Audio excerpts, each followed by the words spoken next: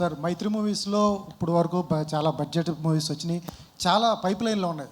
మీరు పెట్టే బడ్జెట్లు కానీ అవి చూస్తుంటే అసలు రాత్రిపూట నిద్ర పడుతుంది. ఒక్కోసారి ఏ మందు తాగినా ఎక్కదు, ఎంత తాగినా కూడా ఎక్కడ పరిస్థితి.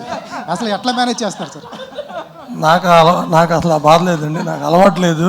సో నేను ఎవ్రీడే మినిమం 7 hours పడుకుంటాను. రాత్రి కూడా పడుకున్నా, రాత్రి 10:30 పడుకున్నాను, 6కి లేచాను. అసలు బాధ లేదు, ఆ టెన్షన్ లేదు. శ్రీలీల గారు,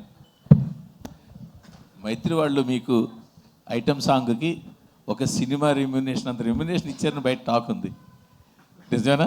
మేము ఇంకా అసలు మాట్లాడుకున్నాం, మేము ఇంకా ఆ టాపిక్లో ఆ టాపిక్కే రాలేదండి మాకు. అంటే ఇంకా రెమ్యునేషన్ తీసుకోలేదా? ఆ టాపిక్ రాలేదన్నాను. అంటే అది నేను అడిగింది స్ట్రైట్గా, ఒక సినిమాకి ఎంత రెమ్యునేషన్ తీసుకుంటారో అంత రెమ్యునేషన్ ఓన్లీ ఒక సాంగ్కి ఇచ్చారు. టాపిక్కి రాలేదు, అంటే ఇంకా రెమ్యునేషన్ ఇవ్వలేదు, అలా మాట్లాడుకోలేదు కూడా.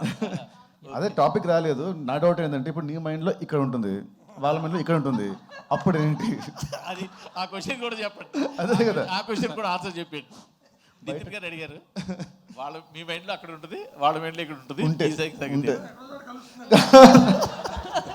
శ్రీలీల గారు, యాక్చువల్గా అంటే ఈ సాంగ్కి పర్టికులర్గా కిసక్ సాంగ్కి ఒక బాలీవుడ్ స్టార్ శ్రద్ధా కపూర్ని అనుకున్నారు. బట్ అనుకొని ఏమైందో తెలియదు. బట్ మీ దగ్గరికి వచ్చినప్పుడు ఇది మీరు ఒక ఛాలెంజింగ్గా ఫీల్ అయ్యారా లేదా ఒక బాధ్యతగా ఫీల్ అయ్యారా ఈ సాంగ్? బేసిక్గా అంటే నాకు ముందేమైందో తర్వాత ఏమైందో తెలియదండి. ఏ విషయంలో అయినా నా దగ్గరకు వచ్చిన తర్వాత అది నేను ఏదైనా, ఇప్పుడు రాబిన్ హుడ్ సినిమా అయినా నేను ఒక బాధ్యతలా తీసుకున్నా, పాట అయినా నేను ఒక బాధ్యతలా తీసుకున్నానండి. శ్రీలీల గారు హియర్, నవీన్ గారు, బేసిక్గా మీరు